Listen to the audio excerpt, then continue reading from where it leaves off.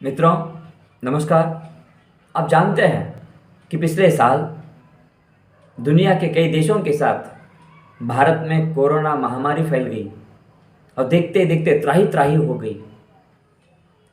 परंतु भारत में आज भी कई लोग अंधविश्वास के शिकार हैं। अंधविश्वास के शिकार होने के कारण उसका बेजा फायदा किस प्रकार छुटभैया राजनेता उठाते हैं, इसका सजीव चित्रण कोरोना महिमा इस कहानी में किया गया है।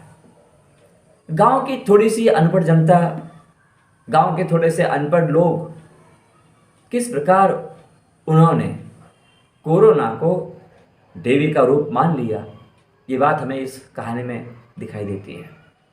कहानी के 4 पुरुष पात्र हैं जो सुशिक्षित हैं, उच्च शिक्षित हैं।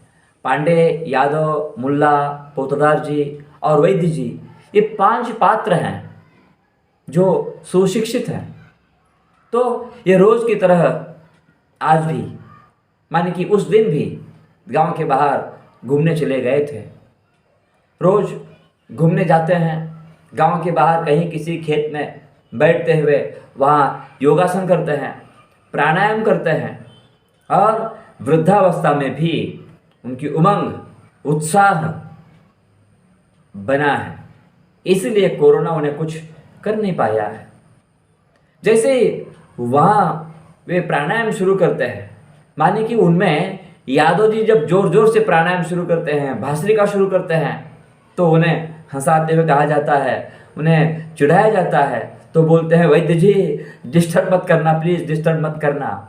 माने कि हंसी मजाक के साथ वृद्धावस्था में वे सकारात्मक विचार करते हुए आगे बढ़ते हैं।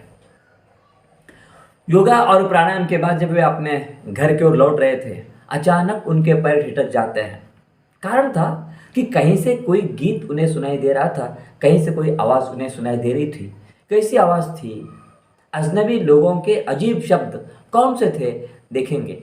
कोई गीत गा रही महिलाएं थी, कोरोना मैया बोलो अब हमें कौन सताए, कौन सताए, कौन सताए, कोरोना माई मेरी हो मैया कृपा करे, दीन दुखियों का दुख तू हरे, दीन दुखियों का दुख तू हरे, बीमारी जड़ से उखड़ जइयो, कोरोना मैया, कोरोना मैया। ये सभी आवाज़ सुनते ही मास्क तो ठीक लगाते हुए पांडे जी ने पूछा, अरे यहाँ तो पहली बार ऐसी पूजा हो रही है, हमने कभी ऐसी पूजा नहीं देखी है। ये शब्द सुनते ही वहाँ पर कहा जाता है, पांडे जी अरे पूजा के बाद प्रसाद तो हमें ही मिलेगा, इम्यूनिटी पावर बढ़ाने के लिए, काहे को चिंता करते हो। यादव जी के शब्द सुनते सभी हंस पड़ते हैं। परंतु एक जिज्ञासा थी कि आवाज़ कहाँ से आ रही है। गांव के बाहर जहाँ से आवाज़ आ रही थी वहाँ ना कोई मंदिर था, ना कोई मस्जिद थी, ना कोई दरगाह थी, परंतु आवाज़ कहीं किसी पेड़ के नीचे से आ रही थी। इसलिए ये 5 मित्र विचार करते हैं कि देखे कहाँ से आवाज़ आ रही है। बिल्कुल आवाज़ न करते हुए हम वहाँ तक चले जाएंगे। बिल्कुल खामोश रहते हुए, झाड़ झांक कर पगडंडी से होते हुए वे सभी उस पूजा स्थल पर पहुँचते हैं। देखते हैं तो क्या, एक मंगल कलश है और एक थाली हल्दी, कुमकुम, बादाम, सुपारी, लौंग, फूल, कपूर, धूप से भरी थी। और इतना नहीं, किसी महिला के हाथ में शंख था, किसी महिला के हाथ में घंटी थी। ये पूरी तैयारी की बातें जब उन सभी ने देखी तो खामोश थे। इनके पहुंचते ही आवाज़, उनकी पूजा की आवाज़ धीमी हो गई और सिर पर पल्लू संभालते हुए, उनकी ओर गर्दन न करते हुए, लेकिन गर्दन पूरी नहीं, थोड़ी सी गर्दन उनकी ओर करते हुए किसी ने इतना ही कहा, भैया जी आप भी चाहते हैं तो फूल चढ़ा सकते हैं, लेकिन दूर से, दूर से। एक महिला कहती है तो दूसरी महिला कहती है, अरे सुमंगला ये क्या कह रही है, बूढ़ा ने स्नान भी तो नहीं किया। जब ये आवाज़ सुनाई देती है, वैद्य जी को लगता है, बाप रे ये तो मेरी परिचित आवाज़ है, पर हमारी ओर पीठ होने के कारण हम इस आवाज़ को पहचान नहीं पाते, ये कौन हो सकती है। तो वहाँ उन 5 महिलाओं ने कोरोना को देवी का रूप दिया था, यहाँ तक उन्होंने हिम्मत की थी। और हुआ यूँ, वहाँ बैठे महिलाओं ने नाक से नीचे तक पल्लू ओढ़ रखा था, इसलिए उन्हें ठीक से पहचान नहीं पाए थे। अच्छा हुआ भगवान ने, सॉरी सॉरी सॉरी, कोरोना मैया ने मास्क के बदले चेहरा ढकने के लिए पल्लू तो दिया है। वैद्य जी मन ही मन सोच रहे थे। गांव के बाहर किसी बरगद के पेड़ के नीचे पत्थर के सामने बैठी हुई महिलाएं, वे औरतें पूजा करती नजर आ रही थी, वह भी सुबह 7 बजे। मुल्ला जी और पोदार जी का ध्यान पूजा की ओर था, परंतु वैद्य जी उनका पूरा ध्यान परिचित आवाज की ओर था। पूजा चल रही थी कि अचानक 5-6 औरतों का फिर से आगमन हो गया गांव से। कि ये क्या है, वैद्य जी समझ नहीं पा रहे थे। वहां कोई वृद्धा थी जो पंडिताइन की भूमिका निभा रही थी। पत्थर पर पानी उंडेला जा रहा था, फिर हल्दी कुमकुम चढ़ाया जा रहा था, फूल चढ़ाए गए, बादाम सुपारी भी चढ़ाए गए। इतना ही नहीं, कोई दिया जला रही थी कि अचानक हवा का झोंका आ गया। एक तीली जलाई, दूसरी तीली जलाई, कई तीलियां जलाई, तीलियां खत्म हो गई, परंतु दिया नहीं जल सका। बाप रे, ये कैसा है, ये तो अशुभ है, क्या किया जाए। तभी तीलियां खत्म होने के बाद किसी स्त्री ने कहा, भैया आपके पास मैच बॉक्स हो तो देना, सारी तीलियां खत्म हो गई है।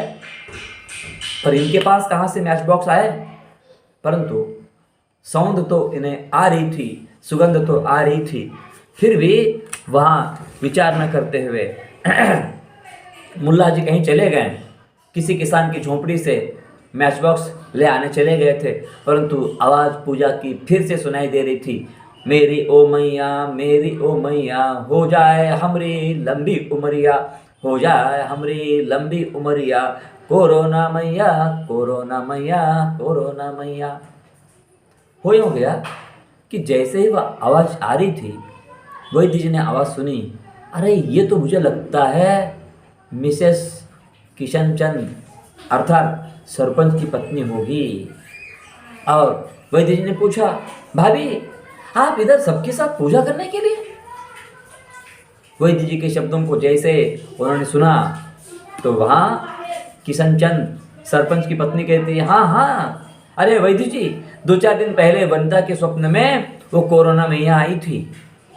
वैद्य जी समझ नहीं पाए कि बात क्या है, कि कोरोना मैया इनके स्वप्न में आ गई। अरे कोरोना तो विषाणु है, अरे कोरोना तो विषाणु है, और ये कोरोना इनके पास देवी बनकर कब आ गई, बात समझ नहीं पाए। तब जो है वो सरपंच की पत्नी कहती है, अगला ठोकर पाए पिछला बुध पाए, दूसरे के अनुभव से ही आदमी अक्लमंद बनता है वैद्य जी, अक्लमंद बनता है। मुंबई में कितने पढ़े लिखे लोग हैं जो मुंबा देवी की पूजा करते हैं, करने का फल वे भुगत रहे वे। खैर मानना वैद्य जी, वनिता के सपने में कोरोना मैया आई थी, हमने ये पूजा करना तय किया। परंतु पर सरपंच साहब को सारी बातें मालूम है, भाभी ये सारी बातें सरपंच साहब जानते हैं। तब जो है सरपंच की पत्नी कहती है, तुम पुरुष क्या जाने ये बातें, हमेशा डिंग हाँकते हो डिंग, सेखी बगाड़ने से काम नहीं चलता है वैद्य जी। बात यूँ हो गई थी, कोरोना विषाणु इन महिलाओं की चपेट में आकर कब माई का रूप ले चुका था, कब देवी का रूप ले चुका था, मालूम नहीं था।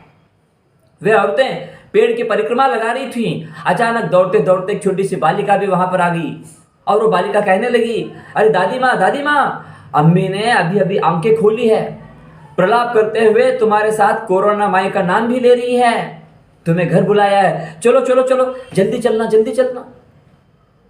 ये आवाज़ सुनते ही वहाँ किसी एक स्त्री ने कहा, एक औरत ने कहा, देखा मैंने क्या कहा, ये कोरोना मैया की करुणा है कि मुन्नी की माँ के स्वास्थ्य में सुधार हो रहा है, कि मुन्नी की माँ होश में लौट रही है। बोलो कोरोना मैया की जय।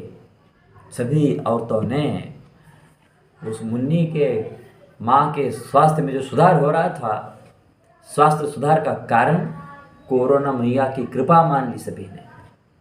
तभी ये बातें चल रही थी और कुछ बोल नहीं पाते। वैद्य जी, पांडे जी, मुल्ला जी, पोद्दार जी, यादव जी, ये कुछ कह नहीं पाते। और तभी जो है सरपंच की पत्नी इनके पास आ जाती है और बाद में वह कहती है कि देखो, आप हमारी ओर ध्यान मत देना, ये हमारी पूजा चल रही है। बात यूँ थी, मुंबई पुणे से जितने भी लोग गांव में लौटे थे, उन्हें गांव के बाहर एक विद्यालय में क्वारंटीन में रखा गया था 14 दिनों के लिए। अरे उनमें से किसी के भगवान को प्यारे होने का समाचार नहीं मिला था।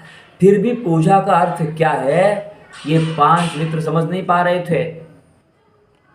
परंतु उनके समझने से पहले ही दिया जलाते हुए पूजा संपन्न कर सभी औरतें गांव की पगडंडी पर कदम बढ़ाती रहीं और सबसे आगे थी सरपंच की पत्नी।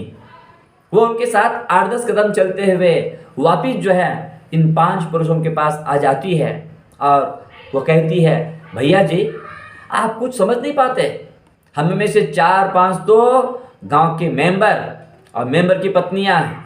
पूजा के बाद ये प्रसाद गांव में सभी को बांटा जाएगा। और ऊंची आवाज में कहती है, सुन लो, याद रखना, आप इस कोरोना के झमेले में मत पड़ना। लॉकडाउन खुलते ही चुनाव है। कुछ दिन पहले गांव में गेहूं चावल बांटा था। जनता का हमें समर्थन है और हमारी यह आगामी चुनाव की तैयारी है। आप सभी रिटायर्ड सरकारी नौकर हो, बस अपने अपने घर का विचार करना। 15-20 वर्षों से हम इस गांव में सत्ता करते आए हैं और अब जानते हैं इस सत्ता का कारण क्या है। आप जैसे 2-4 पढ़े लिखे लोग नहीं, बल्कि गांव की नादान और अनपढ़ जनता है। आए बात समझ में? जब सरपंच की पत्नी इस ऊंची आवाज में कहती है तो बेचारे वे 5 मित्र कुछ कह नहीं पाते हैं, बस खामोश रह जाते हैं। उन्हें पता चला कि इन औरतों में कई औरतें गांव की मेंबर हैं और कई औरतें मेंबर की पत्नियां हैं। तो खामोश रह जाते हैं। खामोश रहते हुए बस उन्हें भी वहाँ इतना ही कहना पड़ा, देखो बोले कोरोना मैया, अब तुम ही इसका भेद खोलना, तुम ही क्या करो, इसका भेद खोलना। गांव के विकास की लाज तुम ही रखना कोरोना मैया, इस प्रकार कहते हैं और वे वहाँ से निकलने लगते हैं। अचानक पुनः देखा कि सामने से सरपंच और सरपंच के साथ कई लोग आते रहे। ये सभी रुक जाते हैं। इनके मन में डर है, बाप रे क्या करे, गांव का मुखिया सरपंच तो हमारे ओर आ रहे हैं।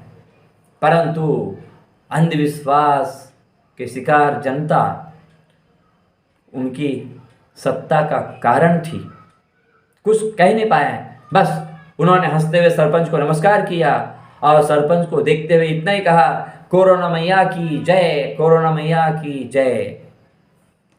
उन सब की जय जयकार सुनते हुए सरपंच बिल्कुल उन्हीं के पास आते हैं और हंसते हुए उन्होंने इतना ही कहा कि कोरोना मैया की जय। और यहीं पर यह कहानी समाप्त हो जाती है। इसके आगे मैंने प्रश्न आपके सामने सोचने के लिए रखा है कि क्या जनता का ऐसा अनपढ़ होना, कोरोना को एक देवी का रूप मानना, उसकी पूजा करना, क्या यही उस समस्या का समाधान है? क्या गांव में अनपढ़ जनता गांव का विकास कर सकती है? ऐसे कई प्रश्न हैं जिसका उत्तर आप पाठकों को यहाँ सोचना है। मुझे लगता है प्रतीकात्मक रूप में लिखी गई ये कहानी शायद अंधविश्वास को दूर करने में योगदान देगी। इसी आशय के साथ बहुत बहुत धन्यवाद।